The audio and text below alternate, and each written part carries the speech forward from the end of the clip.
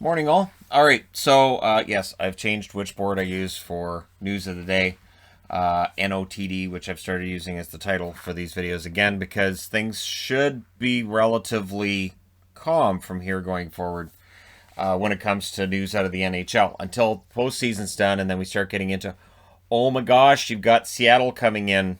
Panic sets in, and then we'll see some trades, we'll see signings, we'll see everything. Teams are not going to want to have happen to them now what happened 4 years ago when Vegas came in.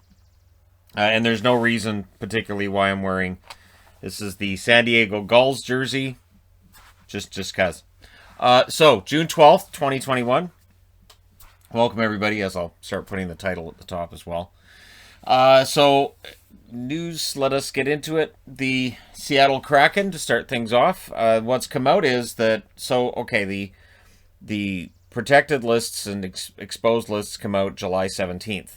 July 21st, Seattle gets their expansion picks revealed to the world, right?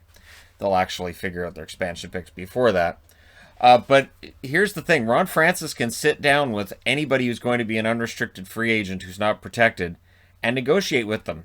And what's come out, came out yesterday and has been confirmed. I'll say confirmed because this kind of makes sense anyways. That for anybody who they're going to draft in the expansion draft, they can sign them to an 8-year extension. They can sign them for 8 years. If they don't take them in the expansion draft and they circle back on them as UFAs, they can only offer them 7.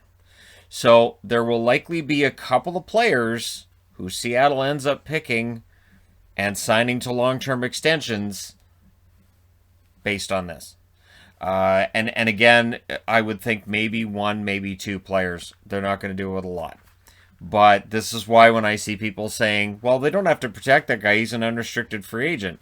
Yeah. And then Seattle has exclusive negotiating rights from the moment that he's exposed in the expansion draft until they actually make their expansion picks. So there's some risk to that. And we've heard about a lot of guys and what their asking price might be and whether or not they want to stay and all this other wonderful stuff, right? So yeah, we'll see whether or not anybody signs an 8-year extension with Seattle before they've officially made those picks. Montreal, Petrie, Merrill, Evans, all of them are heading to the city of Las Vegas in time for Game 1 with the team. And what's interesting with this is Jake Evans, of course, has a concussion.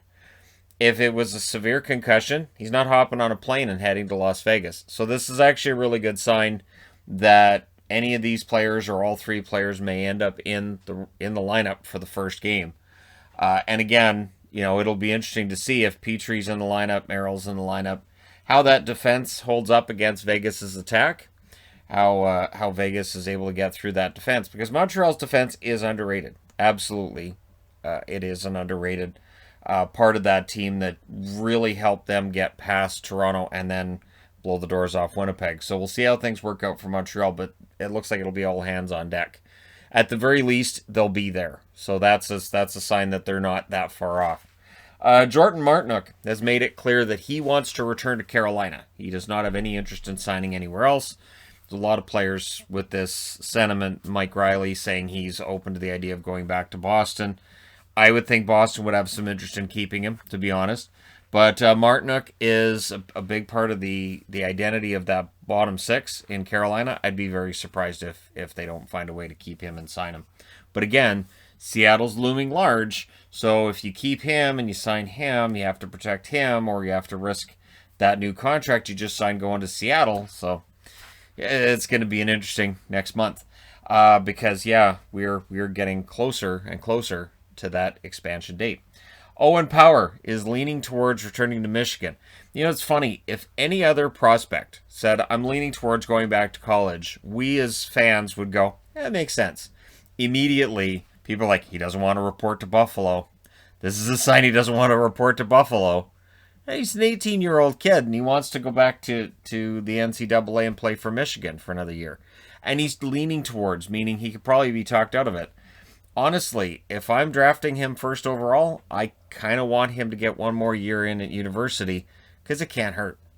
And so I do find it odd that fans are right away, oh, he's not going to want to report.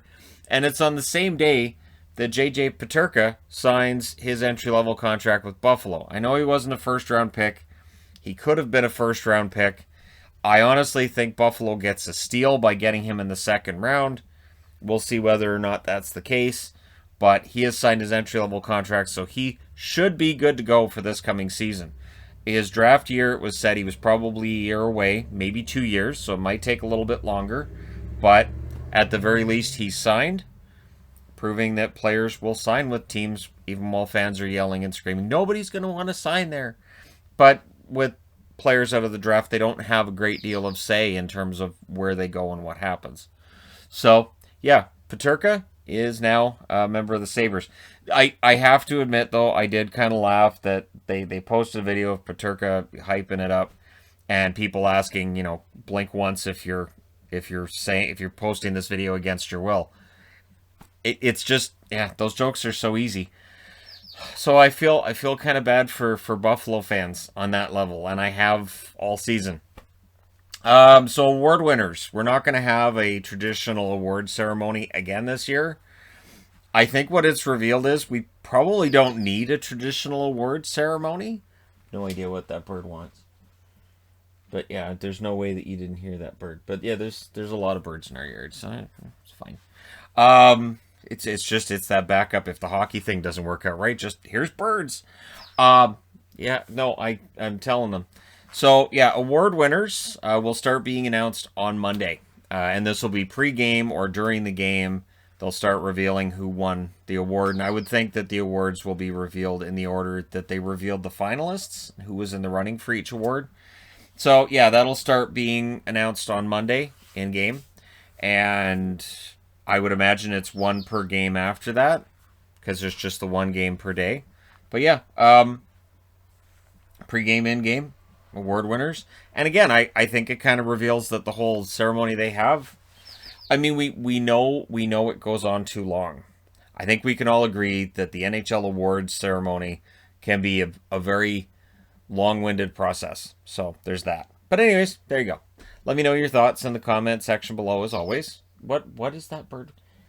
Is he a fan of a certain team, or is he after something, or does he want to be like famous on the internet so he can get his bird friends and say, hey, look, I was in this video? I don't know. Anyways, thank you guys so much for watching, for all your support. Don't forget to hit like and subscribe. Not necessarily for the bird noises. Shadow, if that bird's calling you, you're doing a terrible job of listening to the bird. It's just sleeping, and Bear's not even in the window. This is how desensitized my cats are to birds now. All right.